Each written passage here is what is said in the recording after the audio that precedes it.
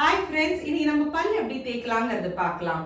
So இதுதான் உங்களோட பல்லுன்னு நினைச்சுக்கோங்க. இதுதான் ப்ரஷ். ஸோ பல்லு நீங்க பார்த்தீங்கன்னா முதல்ல வெளி பாகத்தை தேய்க்கணும். ஸோ ப்ரஷ் இப்படி வச்சுட்டு பல்லுக்கும் ஈருக்கும் நடுப்புற வச்சு மேலேந்து கீழே அப்படிங்கிற மாதிரி நம்ம ரெண்டு பக்கமும் தேய்க்கணும். ரைட்டா? அதே மாதிரி கீழே பாகத்துலயும் ஈருலேருந்து பல்லு பக்கமா தேய்க்கணும்.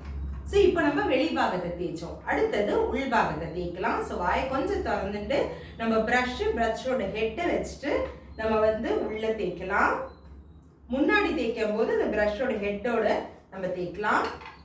அதே மாதிரி மேல் பக்கத்தை முன்னாடி. ஸோ இந்த மாதிரி தேய்க்கும் போது நம்ம வெளியும் தேய்ச்சோம், உள்ளியும் தேய்ச்சோம். அடுத்தது மூணாவது பக்கம் நம்ம பல்லுக்கு மேலே. ஸோ கீழ் பாகத்தை தேய்க்கும் போது ப்ரஷ் இப்படி கீழ் பக்கமாக பார்த்துட்டு பண்ணலாம். அதே மாதிரி மேல் பாகத்தை தேய்க்கும் போது ப்ரஷ்ஷை திருப்பி மேல் பாகத்தை ஃபேஸ் பண்ணி தேய்க்கலாம்.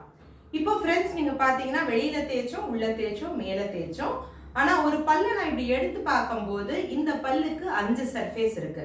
ஸோ வெளியில, உள்ள, மேலே அண்ட் 2 சைடு. ஸோ இந்த 2 சைடை தேய்க்கிறதுக்கு நம்மளால ப்ரஷ்ஷால முடியாது. ஸோ இங்கே தான் நம்மளோட லிமிடேஷன்ஸ் ஆஃப் அ ப்ரஷ் இருக்கு.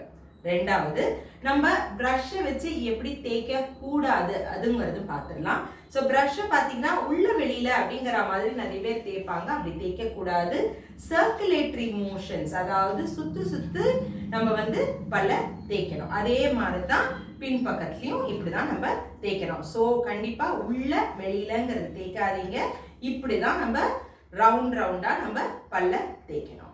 ஸோ இது ரொம்ப யூஸ்ஃபுல்லா இருக்கும்னு நினைக்கிறேன் ஃப்ரெண்ட்ஸ். Happy brushing!